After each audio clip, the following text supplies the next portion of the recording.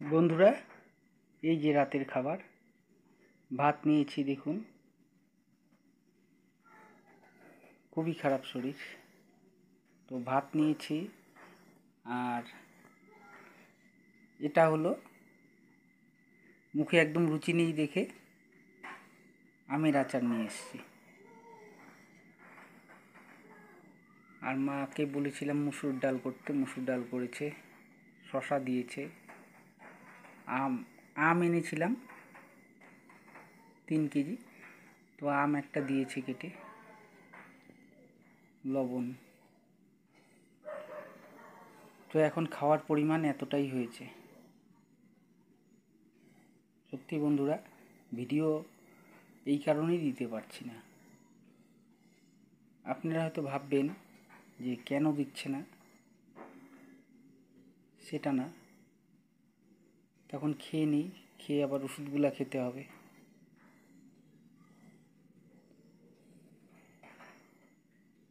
রাখছি বন্ধুরা, thank you, good night. সবাই ভালো থেকো, সুস্থ থেকো, এটাই চাই। আর আমার ভিডিওগুলো দেখে যে 1-2জন হলেও যে দেখে, তাতেও আমি খুশি, অনেক খুশি। রাখছি বন্ধুরা,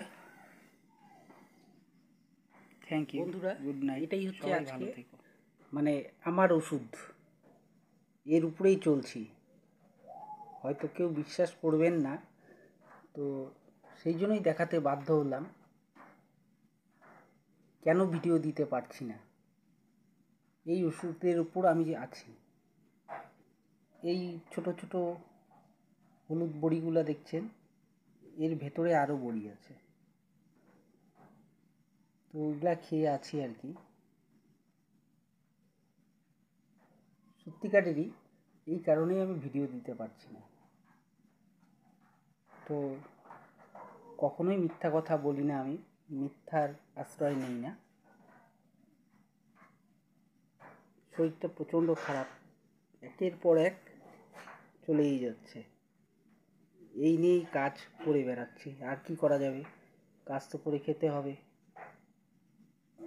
কী করে আছি সে আমি জানি। ঠিক আছে বন্ধুরা, দেখতে থাকুন। রাতের খাবারও মানে কি বলবো।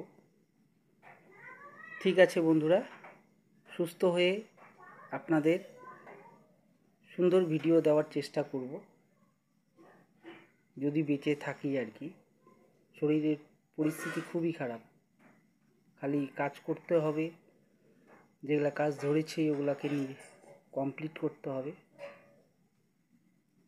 বন্ধুরা, থ্যাংক ইউ বন্ধুরা। আজকে একটা মজার কথা বলি।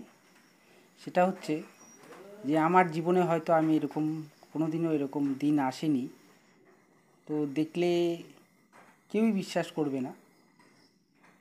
আর আমিও ওই ধরনের ছেলে না। তো দেখুন, এটা বুঝতে পারছেন এটা কি?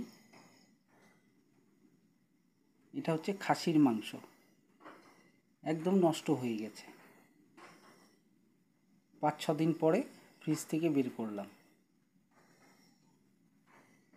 তো খেতে পারিনি কেন? প্রথম কথা হচ্ছে যে মনেও ছিল না। আর দ্বিতীয় কথা হচ্ছে যে শরীরটাও ভালো ছিল না দেখে আরও মনে নেই। আর কখনো আমি নিজে হাতে বেঁধে খাই না, যার জন্যই এরকম অবস্থা। তো খাসির মাংস আজকে আমার ফেলে দিতে হচ্ছে, এটাই আমার সবচেয়ে রাগ। আর কি বলবো, প্রচণ্ড রাগ। দেখুন বন্ধুরা, ভালো করে দেখুন কীরকম আকার হয়ে গেছে। কেউ বলবে এটা খাসির মাংস?